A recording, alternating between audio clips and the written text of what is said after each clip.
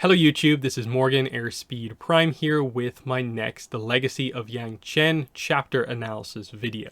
This one is going to be for chapter 4, The Spirit Oasis. So we have an interesting chapter here where of course we get to go to the Northern Spirit Oasis again, which is a cool, memorable location of course from the Avatar Book 1 finale. But we do also get to see another memorable location, and that is the area in the spirit world where the Fog of Lost Souls is when Yangchen actually goes into the spirit world. So this chapter is very much like all about these kind of two locations. We get descriptions for these two locations. There is a little bit of like a kind of character arc for Yangchen in this one, but it's more of a set up as we build to kind of stuff kind of later on in the book. This is of course the early attempt in the book to tackle the Jetson plot of Yangchen going in once again, and in fact going into the spirit world for the first time since she has the kind of clue about where Jetson is from the Phoenix Eel spirits. So that's an interesting point here. But as we jump into the chapter, we have Yangchen kind of noting, like, should I perhaps have done the spirit stuff before I met Oyaluk, knowing that that was probably going to end negatively and that might impact kind of how I feel going into the spirit world, which could be dangerous, but she's done it this way. This is the way she has to do it. So we just get the description of like her heading into the kind of oasis. She opens the little wooden door to get into the cove where it actually is. A nice description here. The cove cut into the depths of Agna Kel-A had been created without the touch of human hands, possibly by Tui and La, the moon and ocean spirits. Yangchen had better cause to believe the story than most. So that you kind of have to take that as being the case. And especially combined with like the other information we have, like the legend of Tui and La, that they apparently became the koi fish that they are in their kind of mortal form towards the beginning of like time / the physical worlds. So it sort of makes sense that they'd be able to kind of arrive in, craft their area where they would swim kind of eternally for kind of all of time. And do that themselves and just go on from there. So interesting kind of one there that pretty much kind of gets confirmed. But yeah, we just get the idea, like the description of the area. If you're not familiar with how it kind of looks or don't remember it, there's that. And of course you can just watch the episodes where you get to see it to get a better look at it itself. She mentions that she hasn't brought Pick or Pack in here either, which kind of comes up a little bit later on. But she sits down to meditate, of course, in the kind of classic air nomad style, arrows pointing towards each other. And she's just kind of thinking about, okay, I've done this many times before. Hopefully it's different now. Most of the other times I've gone in here, I've ended up in some sort of just kind of green field, happy, light area of the spirit world. And I just haven't been able to find either the area where the incident happened, where Jetson was taken, or of course she only realized just recently that it is the Fog of Lost Souls that she's kind of looking for. She's never found that area either, but now she knows what she's looking for. That's the kind of whole idea. But she does reflect a little bit on the dangers of the spirit world, that a lot of the animal-like spirits are fine once you remain calm in the spirit world, but it's the spirits who can talk who are often the ones you need to be cautious around, because it can often be kind of unsettling to talk to them because they feel so above humanity that they take any human interaction as being some sort of intrusion into their very existence. Which kind of makes sense for these eras where humans and spirits are kind of separated from each other, but maybe going into like the Korra era where they are more together and kind of each want to live in each other's world, there maybe needs to be a little bit of a kind of a evening out of that dynamic where, like, yeah, if a spirit is going to live in the physical world, I'm not sure they can just be allowed to like be like, hey, yeah, like no one else can ever interact with me ever, especially if it's a place kind of inhabited by humans more recently. But that's obviously something Korra is going to have to deal with. But right now Yangchen is kind of like, okay, I'm the bridge, I'm the one very much on that borderline between these two sides, and these interactions don't happen that often, so she can accept that. But yeah, she now has a target. She's aiming for the fog. So she's going to picture the fog. And this is obviously referencing the idea that I think it's probably through Zahir where we most get to see this. And the idea that if you are in the spirit world and you are someone who is very spiritual, and you know different areas of the spirit world, you can just sort of like meditate, focus on an area, and basically get to that location. And it's kind of convenient that like Zahir literally does that with the Fog of Lost Souls. He like grabs Aiwei and is just like, you know, teleport up to the top of one of the spikes in the Fog of Lost Souls and just tosses Aiwei in. And Yangchen is kind of doing that sort of idea here of, you know, targeting a specific location here, the fog, which we know to be the Fog of Lost Souls. She just thinks is a fog right now. She doesn't actually know it's a spirit yet. But right as she's about to pass over into the spirit world, she kind of has something just kind of go through her head, and that's like, you know, the kind of negativity surrounding Oiluk's rejection of the kind of almost peace proposition, that, you know, it was her attempt to kind of save this era, and reflecting on what she knows of the past lives, that none of them had managed to curb humanity's kind of self-destructive nature. So somewhere, you know, each avatar has always encountered some sort of a leader or person who just doesn't help the era and kind of sets it back a little bit. And she wishes things could be better, but it's not always possible for that to be the case. And it makes her sort of reflect on, in a way, should I put the effort in with humanity effectively here? Because she's talking about like the spirits and maybe they have the right approach, and reflecting on her own recent experiences. And then she just randomly thinks of one of the lines from one of the Guru Shoken, the Guru Shoken book. If a child, given every comfort, won't stop screaming, leave it in the field. And it kind of shocks Yangchen to a little bit that just popped into her head, but she kind of leans into it a little bit of like, you know, if they won't listen, then what if I just like gave up, stopped talking, stopped trying to help, and just left them to it? Would that be okay if they're just completely unwilling to kind of listen or be helped? Let them fall to their self-destructive nature in a way. And it's getting into this little bit of an arc that Yangchen goes on in this book, where she will have a few moments like this where she will kind of consider, you know, should I maybe take an approach as the Avatar that leans a little bit more into the borderline like godlike powers I have as a kind of, you know, spiritual a kind of entity in this world? And what if I took a more forceful approach, or fully gave up on humanity and truly stepped back? And it's fascinating coming from an Avatar who will go on to give Aang advice about the importance of an Avatar being human, and the need for them to understand that, to understand why it is important to help humans, and that humans make mistakes, and that's an important part of being human, that sort of idea. So fascinating stuff. But as she goes into the spirit world, we see that she has actually managed to meditate into the spirit world, body and spirit. So it's not just her spirit that's transferred in and her physical body is back in the physical world. No, she's in there in full. And initially my thoughts were kind of like, is that okay? Are we allowed to do that? Is this a little bit of a kind of continuity issue here?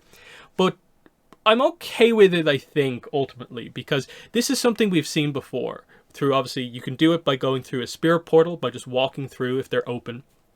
That's how you can go in physically. Or the other example is certain spirits seem to just have the ability to basically drag a human body and spirit into the physical world. We've seen this happen multiple times. Heibai taking people away is an example. We effectively get the revelation in Korra that that's effectively what happened to Zhao, rather directly. Ko, more directly in the area where Yangchen is, Ko took Umi, body and spirit, into the spirit world in this exact location. Wan Shi Tong does it with his library and people inside it as well. It's something they're capable of doing. So I think I'm okay with the idea that it's the Avatar in a deeply spiritual location like the Northern Spirit Oasis near Tuyen Law, and the fact that Yangchen is a deeply spiritual Avatar who more than that, it seems to have this gift that makes her like almost even more spiritual than you would even expect, which is my kind of explanation for like what the deal is with her gift. That it's just that Yangchen, I think, is more deeply spiritually connected than your average person, and that manifests itself for her as the Avatar as this incredibly deep connection to the past lives and a very easy ability to transfer into the spirit world, which we know is the case with her. She mentions she's done it many times before. So she finally gets into the spirit world here, but she's in there with her body, of course. She's not in a typical light green area of the spirit world. She is actually in a much more rocky area. So I'll bring up this screenshot here so you can see this. This is the Fog of Lost Souls area. So she is in the right area. It's described here. A sheet of white mist appeared around her ankles. When a shadow loomed over her path, she looked up and saw massive talons of stone curling in on her, each one a predator's claw the size of an air temple tower, which is exactly the way it looks here. It's exactly the way it looks when Zahir is near the area when he throws Aiwei in. This is the Fog of Lost Souls area. So she has made her way here. Again, you can see this in Darkness Falls or the Stakeout, this area. So that's that. If you are unfamiliar with it, at least we have a visual to go on. So it seems to highlight that this is basically where the spirit is. And there's some interesting kind of descriptions here where like Yangchen almost describes it as like those talons of rock are like the hands of the spirit itself here, almost like that. This is the spirit prison here, like the containing the people inside it. And the opening that she's kind of walked into is like the mouth in a way of the spirit, just letting stuff in, but it won't let anyone out. And that's going to be the kind of turn of things that we kind of see here as we kind of go further. So she makes her way along the kind of canyon wall, just trying to guide her way in. She's calling out for Jetson, but doesn't really get much of a response. She knows Jetson is in here somewhere, of course. She then tries to do some airbending to get the fog out of the way, but it kind of immediately kind of reseals itself quicker than she would have expected if it was just sort of a normal fog. She does manage to make her way, though, to a nearby person. So this is the first person she encounters in the fog. And there's an interesting detail here of like she's shocked by the strange clothing this man is wearing, and she says the clothing had gone out of fashion 200 years ago. So again, highlighting the idea this is a spirit prison, as we know. So the people in here could be hundreds or thousands of years old, depending on when they were captured and taken to the spirit world here. So that's a really fascinating kind of little detail here. But this man, all he can say is, I'm sorry, I'm so sorry, I didn't mean to. And we get similar stuff as she begins to encounter more people in the fog. Someone says, nothing, it was all for nothing. How could we be such fools? Someone else is like, I lost him. He was right there, and I lost him. This was my last chance. I will get what I'm owed. You can't deny me this. So all these kind of ideas, like what we're getting here, is that this is how these people were in a way, maybe at the moment that led to them being taken into the spirit prison, that these are these people's kind of greatest failings, most emotional moments in their lives, that they're being forced to effectively be relived by the Fog of Lost Souls. That's what we know it does to people. But this is Yangchen coming to realize that this is the way that this spirit works. The fog no longer granted her passage. It tugged at her face like matted cobwebs, bogged down her ankles like beach mud. Her exposed skin felt swollen and itchy. Instinct told her the vapor was squeezing through her pores and working its way under her fingernails. The fog was alive. It was trying to become part of her. And she's noticing that, like, coming into here physically was kind of, it's becoming a mistake. She has her bending, but because it's a fog here, it's having more of an impact on her with her physical body than it would with just the kind of more energy-based kind of form that her spirit would be. And she's just kind of like, is this how the Avatar in this era is going to end? She's going to lose her body and spirit to this this fog, basically, and go out like this. And in a way, it's almost pointing out that is this kind of Yangchen's fear in the fog of like failing as the Avatar and going down as this not very well respected Avatar, having, you know, trying to get one of her sisters back, but kind of losing herself in the kind of process here. And it gets so desperate as she's kind of like about to black out here, and she's like, she begged for help from the people who'd been sources of only pain and grief in her life. Save me, she called out to her past lives through the Avatar state. Please. So the implication here is obviously that the defense mechanism Avatar state seems to have activated here with her in such danger, and as we'll kind of later kind of come to see, this seems to be what ultimately kind of saves her from the situation. Now we're going to come back to this in a reasonable, it's going to be a little bit of time before we truly come back around to this. We're actually going to reintroduce Kavik and do stuff there just before we get back to the kind of resolution of this. So it's a nice kind of early book kind of cliffhanger here of just like, oh wow, like Yangchen was nearly kind of trapped in the spirit world in this situation.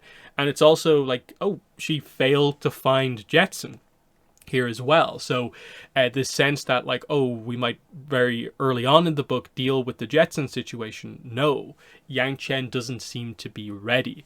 Otherwise, she probably would have been able to just walk around in the fog with no problems if she was really kind of clear of mind, but she isn't. And you note that she went in after the meeting with Oiluk, and that gave her a bit of a bad perception on maybe humanity, along with the Shoken quote coming into her mind. And you can sort of see that, like, okay, she's still got some stuff that she's dealing with here, and only when she's more clear of mind will she be able to actually go into the fog and interact with Jetson. That's the whole idea that we are getting here, because we know Tenzin had to deal with his own issues before the fog cleared, and he was able to get Kaya and Bumi out and everyone. So like that's the whole kind of dynamic that we have here, and Janora, of course, there in that book 2 situation. So it's a kind of similar situation for Yangchen here, and so that is the chapter here. She has discovered that the fog is in fact alive. It is a spirit, malign and hungering. It's mentioned here, and yeah, nice description of the spirit oasis. Nice reference, of course, going back to the same area where the fog is, as we know. Otherwise, definitely the main interesting kind of character point in the chapter is definitely just that Shoken quote almost kind of leading Yangchen astray. But it's almost a case of like, do you blame her given the effort she puts in, and then how quickly the meeting kind of fell apart with Oiluk because he felt he was making the rational choice rather than the choice that could lead to peace. And it's just like, do I just let them kind of like destroy themselves almost is the approach that she feels she kind of has to take. So what you're kind of seeing here is a little bit of like she's also on her own, and in a way she could use having someone like Kavik around. So we play into quite a few of those kind of dynamics here as we go forward. But yeah, very solid chapter, but more to come, of course, as we directly catch up to this. But like I said, Kavik gets his introduction in the book kind of up next. But in the comments, let me know what your thoughts were on this chapter. Otherwise, that has been the video. Thanks for watching, and bye.